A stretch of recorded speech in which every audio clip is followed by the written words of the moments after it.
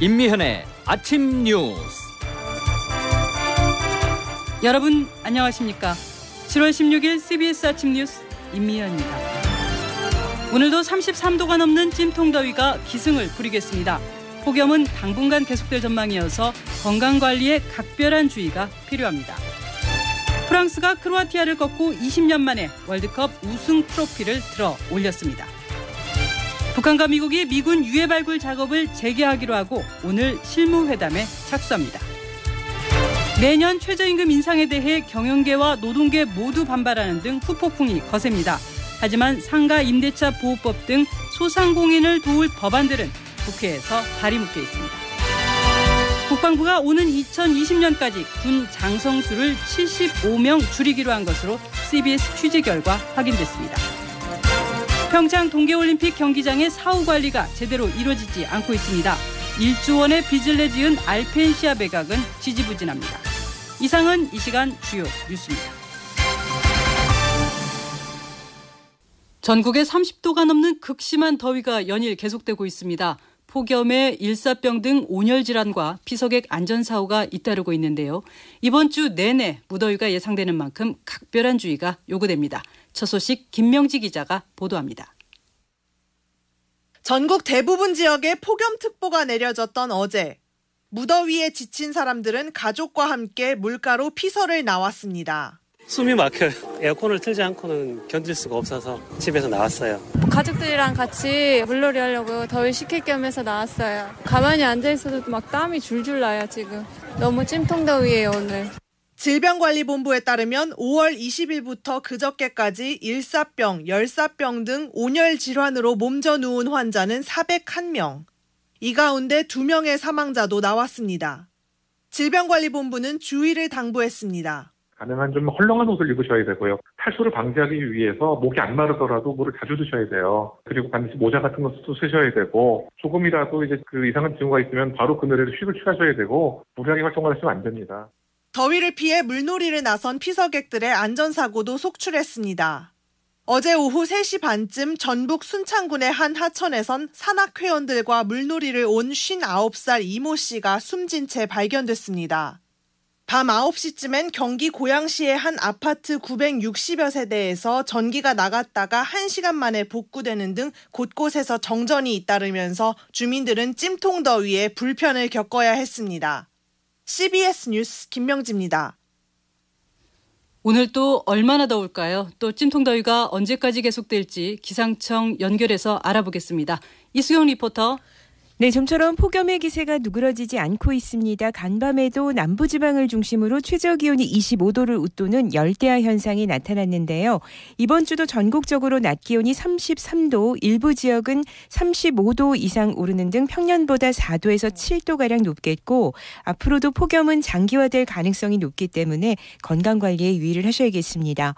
대부분 지역에는 현재 폭염경보나 주의보가 발효된 가운데 오늘 어제보다도 높은 낮 기온이 예상되면서 올여름 들어 가장 더운 날씨를 보이겠습니다.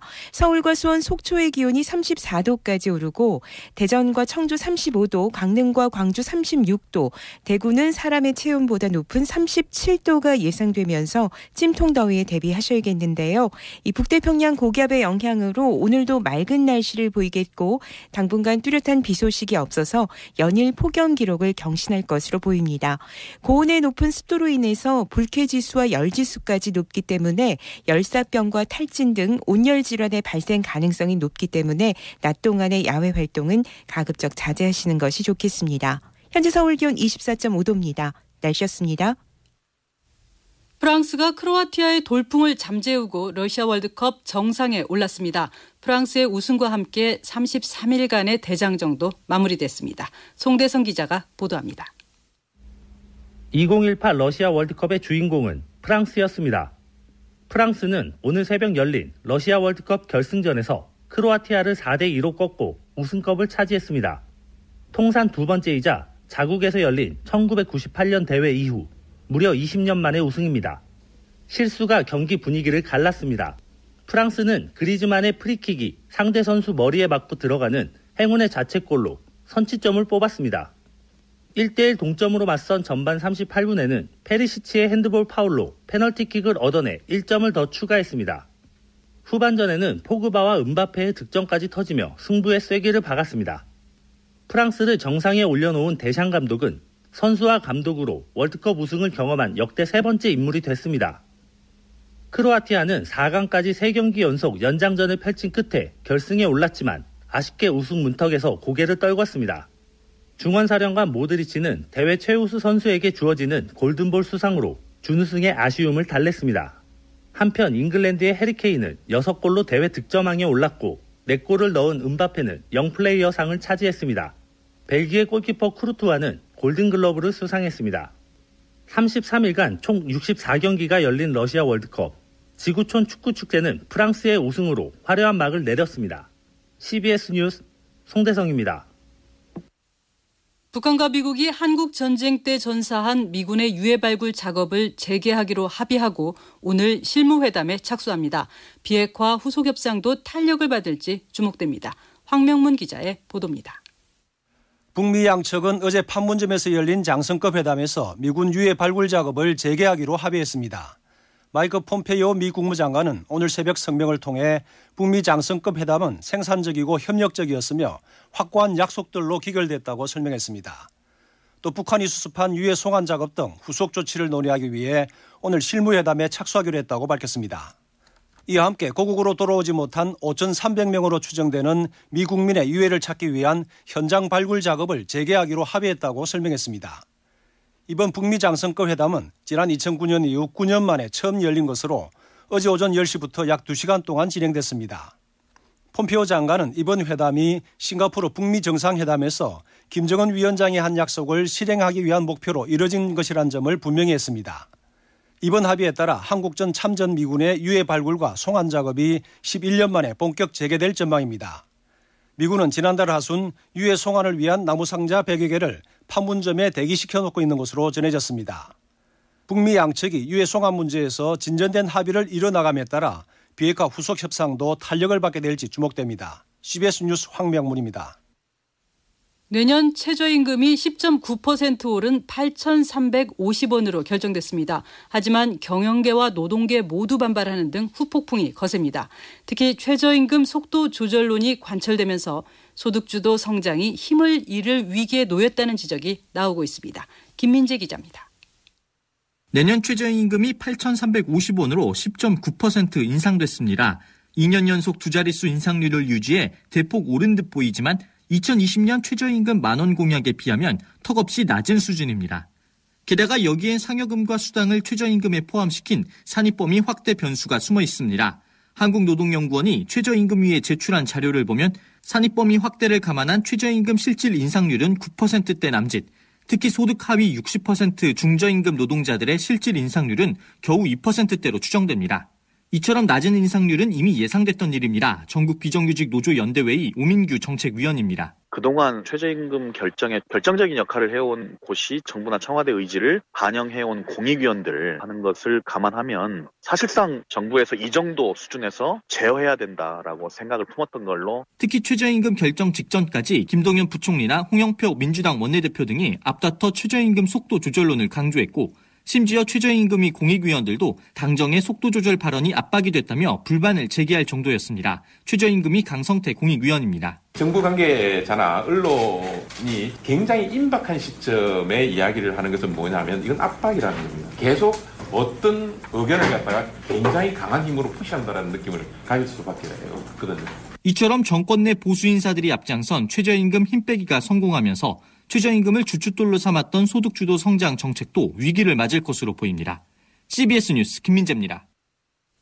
내년 최저임금에 대해 야권은 중소상공인을 무시했다며 비판의 목소리를 높였습니다. 그러나 정작 중소상공인을 도울 법안 마련에는 뒷짐을 지고 있어 책임론이 제기되고 있습니다. 국회에서 이준규 기자가 보도하겠습니다. 자유한국당은 8,390원으로 오른 내년도 최저임금이 우리 경제의 4분의 1을 책임지는 자영업자들을 어렵게 할 것이라며 정부를 비판했습니다. 한국당 정책위 부의장인 김종석 의원입니다. 자영사업자의 비율이 25.5%나 되는 특수성을 감안해야 합니다. 경제의 모세혈관 자영업 기반이 무너지면 우리 경제에 큰 충격이 올 것입니다. 정부와 여당의 쓴소리를 날린 야당이지만 정작 중소상공인들을 도울 민생법안 처리에 나서기는커녕 반대만 하고 있습니다. 상가임대차 보호법 24건, 가맹거래법 42건, 카드 수수료를 낮춰줄 여신전문금융업법 12건 등 20대 국회에서만 수십 건이 상임위에 묶여 있습니다. 공중족발 사태로 이슈가 된 상가임대차 보호법은 박상기 법무부 장관 개인도 임대를 했다는 것과 경제 부작용이라는 모호한 이유로 반대가 이뤄졌습니다. 상권별로 임차인을 지원하자는 특별법, 지역상권 상생발전법은 일반법의 영역을 침범하는 특별법을 제정해서는 안 된다는 한국당 의원의 독특한 논리에 가로막혔습니다. 이 같은 반대에 민주당은 애시당초 의지도 없었다며 비난했습니다. 홍익표 정책위 수석 부의장입니다. 자기들 해줄 것처럼 얘기하면서 몇 번을 얘기했으니까 상가임대차 부분 홍준표 대표도 자기가 대선 후보 때 해주겠다고 얘기해놓고 그렇게 지금까지. 최근에는 민생입법에 대한 여론이 커지자 한국당 내에서도 변화의 움직임을 보이면서 오늘 원구성이 마무리되는 후반기 국회에서의 처리 가능성이 거론되고 있습니다. 하지만 따가운 여론을 인식한 일시적인 변화라며 국민의 더 큰 관심이 필요하다는 주장도 나옵니다. 국회에서 CBS 뉴스 이준규입니다. 국방부가 국방개혁을 위해 오는 2020년까지 군 장성수를 75명 줄이는 방안을 마련한 것으로 확인됐습니다. 권혁주 기자가 단독 보도하겠습니다. 표범처럼 날쌔고 강한 군으로 만들겠다는 국방개혁 2.0의 핵심 과제 중 하나는 대규모의 장군 정원 감축입니다. 이명박 박근혜 정부 때도 장군 수 감축이 추진됐지만 군 내부의 반발 등으로 흐지부지됐습니다. 국방부는 그러나 최근 군 장성수를 2020년까지 현재의 430여 명에서 75명 줄이는 방안을 확정한 것으로 알려졌습니다. 이명박 정부 시절의 60명, 박근혜 정부 시절에 40명 감축 계획보다 대폭 늘어난 것입니다. 국방부 고위 관계자는 장군 수를 75명 줄이기로 했다고 말했습니다. 그러나 장군 정원 감축은 기무사가 관건이 될 것으로 보입니다. 국방부의 장군 수 75명 감축은 기무사의 장성수를 현재의 9명에서 2명으로 줄이겠다는 계획과 맞닿아 있는 것으로 파악됩니다. 국방부 고위 관계자는 국방개혁 보고안이 장군수 감축과 기무사 개혁으로 마무리된다며 하지만 최근 기무사 예비역들이 총동원된 것으로 안다고 우려했습니다. 이런 가운데 청와대는 기무사 장성수를 9명에서 2명으로 줄이는 것에 대해 과도하다는 입장인 것으로 알려져 최종 기무사 축소 개편 정도가 장군수 감축의 변수가 될 것으로 보입니다. CBS 뉴스 권혁주입니다. 박근혜 전 대통령이 국정원으로부터 수십억 원의 특수활동비를 받은 것에 대한 1심 선고가 이번 주 내려집니다. 국정농단 사건으로 이미 징역 24년을 받았는데 형량이 더 늘어나게 됐습니다. 정석호 기자가 전해드립니다. 박근혜 전 대통령에 대한 재판은 크게 두 갈래로 진행됩니다. 하나는 국정원 특활비 수수 및 20대 총선 공천 개입 1심 재판이고 또 다른 하나는 국정농단 2심 재판입니다. 먼저 국정원으로부터 수십억 원의 특활비를 받고 20대 공천에 개입한 혐의와 관련해 이번 주 금요일에 1심 선고가 예정돼 있습니다. 앞서 검찰은 특활비 뇌물에 대해서는 징역 12년을, 공천 개입에 대해선 징역 3년을 구형했습니다.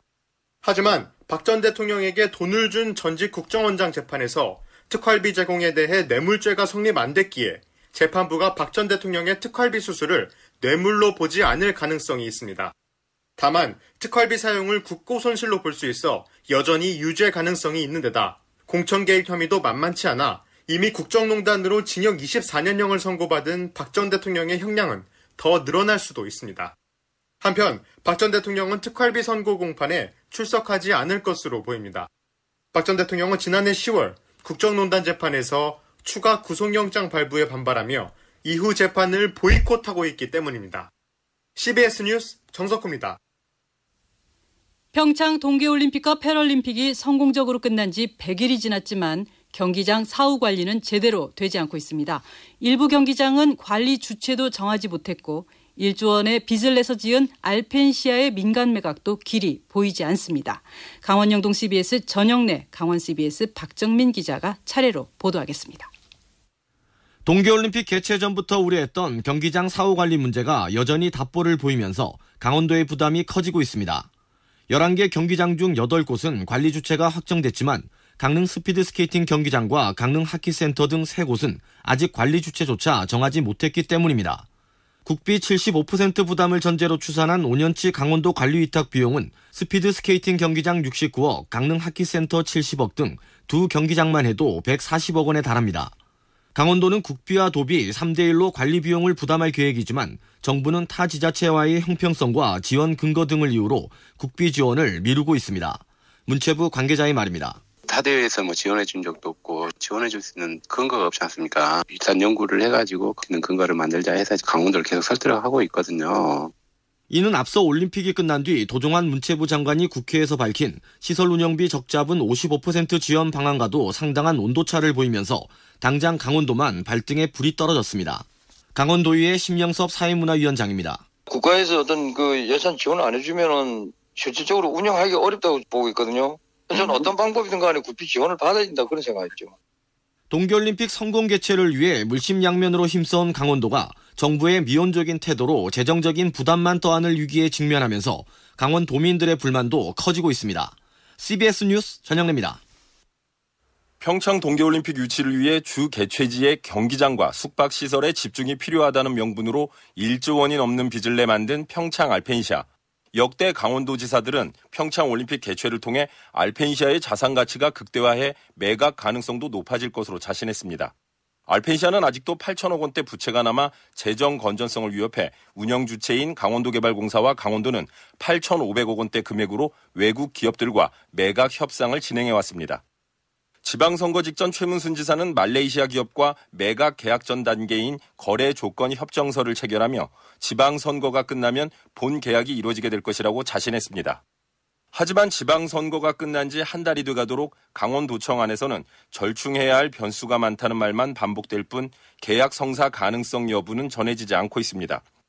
평창 올림픽 조직위와 진행해온 올림픽 기간 알펜시아 사용료 협상도 줄다리기를 반복하다 당초 130억 원에서 60억 원으로 절반이 줄었습니다. 자산가치 향상과 올림픽 특수를 겨냥해 49억 원을 들여 지난해 1월 문을 연 알펜시아 시내 면세점도 적자만 36억 원이 넘어가면서 문을 닫는 쪽으로 방향이 정해졌습니다. 고통을 감내하며 준비한 올림픽으로 인한 효과는 이름 알리기에 머물렀다는 평가입니다. 강원도 개발공사 관계자입니다. 올림픽은 조금 브랜드 효과 요건 있겠지만 매각이 결정적인 건 아닌 것 같습니다. 27일간의 대회가 끝난 뒤 강원도가 직면한 경기장 사후 관리와 알펜시아 유지 부담은 장밋빛 청사진에만 주목해 유치한 대형 국제 이벤트의 그늘을 보여주는 또 하나의 사례로 남게 됐습니다. CBS 뉴스 박정민입니다. 900억 원의 사업비가 들어간 경북 구미시 새마을운동 테마공원을 둘러싸고 경상북도와 구미시가 갈등을 겪고 있습니다. 누가 공원을 운영할지를 놓고 입장 차이를 좁히지 못해서 자칫 애물단지로 전락하지 않을까 우려됩니다. 대구 CBS 권기수 기자가 보도합니다. 구미 새마을운동 테마공원은 총 시설 부지 면적 25만여 제곱미터 규모로 사업비만도 무려 907억 원이 투입됐습니다. 지난 2011년 경상북도와 구미시가 함께 시작한 사업이었지만 사업 마무리 단계인 지금은 입장차가 큽니다. 연간 수십억 원이 들어가는 운영비 문제, 양쪽이 한 발짝씩 물러서 공동부담적으로 해결의 실마리를 찾았습니다. 하지만 새마을공원을 누가 맡아서 운영할 것인가를 놓고는 여전히 평행선입니다. 경북도는 도시공원법에 따라 구미시가 운영을 맡아야 한다는 입장입니다. 경상북도 관계자입니다. 법적으로는 구미에서 운영을 해야 되는 부분이 맞고요. 운영에 들어가는 비용은 도에서 최대한 지원을 하는 쪽으로 방향을 잡고 있고요. 이에 대해 구미시는 경북도가 주도적으로 사업을 추진해놓고 이제 와서 짐을 떠넘기려 한다며 볼멘소리입니다. 구미시 관계자입니다. 사업 주체는 경상북도였습니다. 그 처음에 사업 구상도부터 경상북도에서 했고, 그다음에 발주도 경상북도에서 했고. 경북도는 이달 안에 도시계획시설 준공 검사를 거쳐 빠른 시일 안에 새마을공원에 문을 열 계획입니다. 하지만 집주인이 결정되지 않은 채로 무턱대고 집 앞 문을 열 수도 없는 입장, 자칫 애물단지로 전락하지 않을까 우려됩니다. CBS 뉴스 권기수입니다. 인터넷 전문은행들이 출범 1년 만에 실적 부진에 빠지자 정치권에서 은산분리 규제를 완화하기 위한 입법을 추진하고 있습니다. 하지만 규제 완화의 당위성 논란은 계속되고 있습니다. 장관순 기자입니다. 최종구 금융위원장은 지난주 국회에서 열린 토론회에서 인터넷 은행의 은산분리 규제를 완화해야 한다고 발언했습니다. 시대의 변화에 따른 요구를 제도적으로 수용할 수 있을 만큼 사회적, 경제적 여건이 충분히 성숙되었다고 판단합니다. 은산분리는 비금융 산업자본의 은행 지분 소유에 제한을 둬 산업자본의 파산에 따른 뱅크런과 같은 위험을 막는 제도입니다. 산업자본의 보유 지분 상한을 10%로 규정하고 있습니다. 인터넷 은행업계는 이 제도가 혁신을 막는다는 입장입니다. K뱅크 대주주인 KT 등 정보통신기술업체가 적극적으로 사업에 나서지 못하고 그 때문에 실적도 악화된다는 겁니다. 실제로 올해 1분기 K뱅크는 188억 원, 카카오뱅크는 53억 원의 적자를 봤고 지난해에는 각각 838억 원과 1,045억 원씩 손실을 냈습니다. 그러자 최근 정부와 정치권이 거들고 나섰습니다. 여야 정치권이 5건의 은산분리 완화 법안을 발의했는데 지분 보유 상한을 34에서 50%까지 대폭 완화하는 게 골자입니다. 하지만 여권 일각과 시민사회는 여전히 특정 재벌의 사금고화 가능성을 들어 규제 완화에 반대합니다. 과거 저축은행 사태, 동양증권 사태가 재발할 수 있다는 겁니다. 홍익대 전성인 교수는 CBS와의 통화에서 K뱅크 인수를 시도했던 대구은행의 최대 주주가 바로 삼성생명이라며 규제 완화의 파장을 섣불리 예단해서는 안 된다고 지적했습니다. CBS 뉴스 장관순입니다. 다음은 간추린 소식을 정민아 아나운서가 전해드리겠습니다. 국군 기무사령부가 작성한 촛불계엄령 문건과 세월호 민간인 사찰 의혹을 수사할 특별수사단이 오늘부터 공식적으로 수사활동에 들어갑니다. 수사 대상으로는 조현천 당시 기무사령관과 한민구 전 국방부 장관, 김관진 전 청와대 국가안보실장이 거론됩니다. 서울시 소방재난본부는 119 구급대원 폭행이나 소방차량 출동 방해 등 시민과 소방공무원의 안전을 위협하는 사범을 전담 수사하는 119 광역수사대를 출범시켰습니다. 119 광역수사대는 수사대장 1명 등 7명으로 구성돼 각종 소방활동 방해 사건의 수사부터 체포, 구속, 사건 송치 업무까지 담당합니다. 정부가 내년부터 20년 이상 된 낡은 아파트의 엘리베이터 수리비 등을 낮은 이자로 융자해주는 사업을 추진합니다. 국토교통부는 내년도 예산안을 짜면서 공동주택 노후 공용시설 개선 사업을 신규 사업으로 편성해 상하수도 노후 배관이나 승강기 교체 비용 등을 지원하기로 했습니다. 사업계획 승인을 받아 건설된 20년 이상 낡은 아파트를 대상으로 단지별로 최대 5천만 원, 연리 2%의 융자가 추진됩니다. 국회는 오늘 오후 2시 본회의를 열어 20대 국회 후반기에 상임위원회 선출을 위한 선거를 합니다. 국회 법제사법위원회, 정무위원회, 기획재정위원회, 국방위원회 등 16개 상임위의 위원장이 새로 뽑힙니다. 교육문화체육관광위원회에서 분리돼 국회법 개정이 필요한 교육위원장과 문화체육관광위원장 선출은 26일 본회의에서 이뤄집니다. 미국 프로야구 텍사스의 추신수 선수가 연속 경기 출루 기록을 51경기까지 늘리며 전설적인 홈런 타자 베이브 루스의 기록과 동률을 이뤘습니다. 추신수는 51경기 연속 출루 행진을 달성하며 화려한 2018 시즌 전반기를 마무리했습니다. 지금까지 간추린 소식이었습니다. 최저임금 인상 후폭풍이 거셉니다. 상황이 심상치 않자 정부가 근로장려 세제처럼 일하는 저소득층에게 실질적으로 도움이 되는 방안을 검토 중이라고 합니다. 하지만 대기업과 하청업체 또 프랜차이즈 본사와 가맹점 등 이른바 갑과 을의 관계가 바로잡히지 않는다면 을과 을 또는 을과 병의 처절한 싸움은 계속될 수밖에 없습니다. 7월 16일 아침 뉴스를 여기서 마치겠습니다. 고맙습니다.